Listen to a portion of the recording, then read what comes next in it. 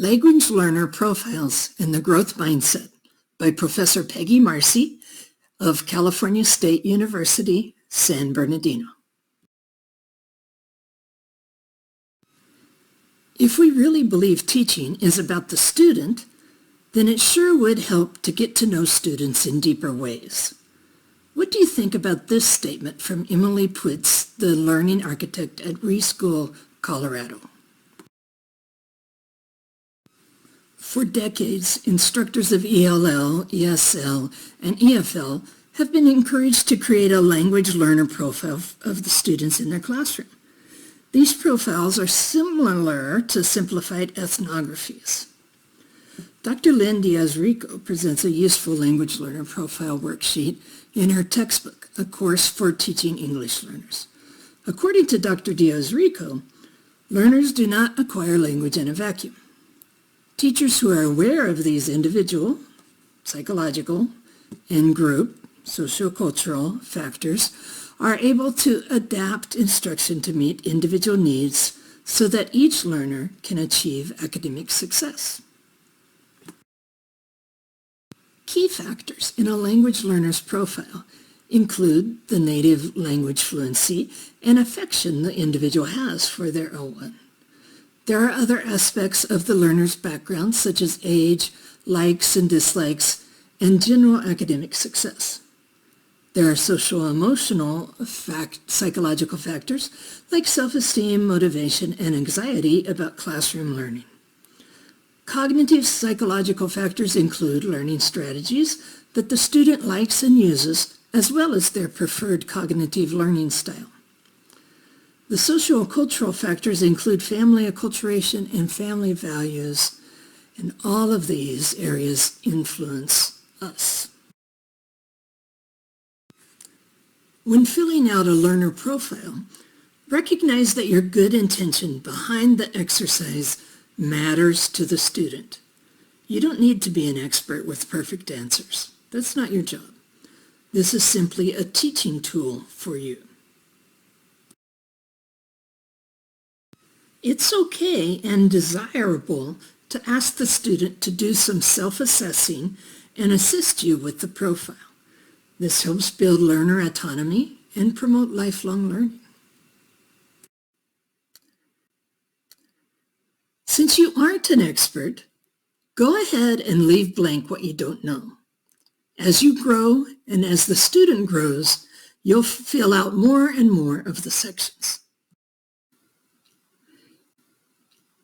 If you are teaching children, involve their parents in the profile. If you're teaching adults, consider utilizing their children or friends. Group identity can impact learning positively or negatively depending upon how the instructor applies it.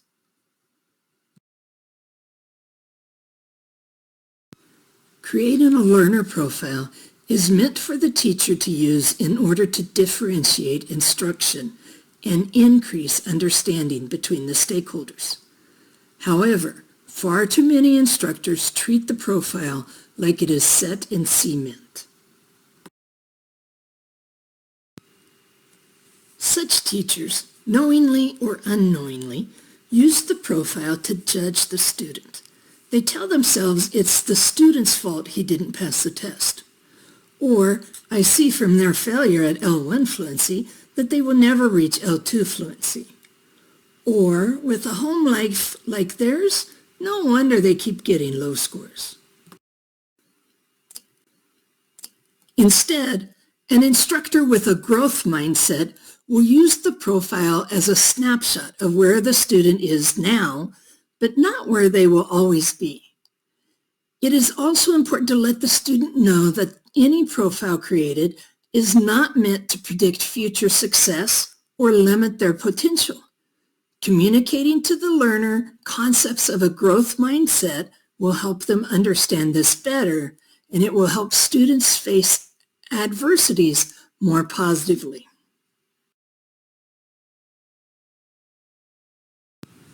On the screen is an image created by the Student Experience Project, SEP, that compares students with a fixed mindset to one with a growth mindset. Let's take failing a test as an example. Here, I'm paraphrasing Dr. Christine Logel in her video lecture, Why Instructor Growth Mindset Matters. A fixed mindset learner failing a test may self-talk such as, I knew I was stupid. Why even bother trying? Guess what that kind of thinking can lead to behaviorally? Decreased effort. Academically, that shows up as continued low scores and reluctance to attend class. The negative results just confirm for this learner that they're not smart enough to do better. On the other hand, a growth mindset student may tell themselves, I haven't fully grasped this yet. Maybe I need to work harder or try different ways of studying. This thinking leads to increased effort, possibly reaching out for assistance, and trying new learning strategies/techniques. Likely this leads to better academic grades, which reinforces the positive growth mindset. How can you communicate a growth mindset to your learners? Here are some questions taken from Dr. Logel in her video overview, Communicating a Growth Mindset. While her questions were specific to a professor's syllabus, I've reworded them for a broader application. Do your classrooms, bulletin boards, PowerPoints, comments, and syllabi communicate that 1. The instructor has a growth mindset rather than a fixed mindset. 2. It is normal to be challenged by course material and that this is not a sign that a student is not capable of learning or does not belong in the classroom. 3. The instructor and the instructional team care about student success. 4. Diversity is valued in the classroom. 5. Feeling challenged at school is normal and connects students with resources that can support their overall well-being. 6. Utilizing academic resources is a standard part of succeeding. In review, filling out language learner profiles helps us connect with our students in more meaningful ways because learning doesn't happen in a vacuum. The instructor doesn't need to, in fact shouldn't, do all the profile work themselves. The instructor needs to make clear to learners, parents, and other stakeholders that the learner profile is not fixed and will grow and change with them. Instructors should not only have a growth mindset, but communicate what a growth mindset is and how it applies to their learners.